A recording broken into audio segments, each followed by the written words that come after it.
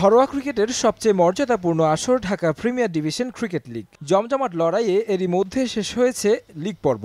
শিরোপার রেসে বেশ জমে উঠেছে এবারের আসর। ব্যক্তিগত পারফরম্যান্সেও আলো ছড়াচ্ছেন তরুণ এবং অভিজ্ঞরা।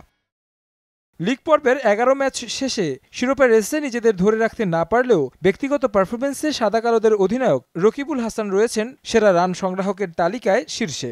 ১ সেঞ্চুরি আর ৫ অর্ধশতকে ৫৪৫ রান তার। ৫৩১ রান করে রকিবুলের ঘাড়ে নিঃশ্বাস ফেলছেন আবাহনীর জহুরুল ইসলাম অমি। ছন্দ দেখিয়েছেন এনামুল হক বিজয়। ৩ শতকে তার রান সংখ্যা ৫১১। তরুণ ব্যাটসম্যান সাইফ হাসান আশা জাগিয়েছেন। ৫০৬ রান নিয়ে এই তালিকায় রয়েছেন ৪ নম্বরে। লিগে এখন পর্যন্ত ৩টি সেঞ্চুরির মালিক এনামুল হক বিজয়। এছাড়া ২টি করে শতক রয়েছে ৫ ব্যাটসম্যানের। ১২ ব্যাটসম্যান করেছেন ১টি করে সেঞ্চুরি।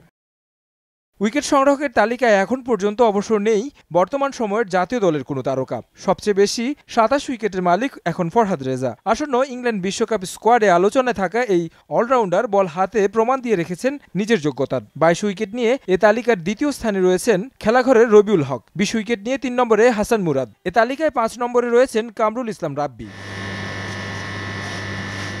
এখন পর্যন্ত বেশ কিছু ম্যাচে দলীয় স্কোর উঠেছে ৩০০-র উপরে, যার মাঝে এক ম্যাচে শাইনপুকুরের বিপক্ষে ৩৫৭ রান তোলে রূপগঞ্জ। জবাবে শাইনপুকুর ৩৪৪ রানে থামে। এমন হাই স্কোরিং কিছু ম্যাচ দেখেছে এবারের প্রিমিয়ার লিগ।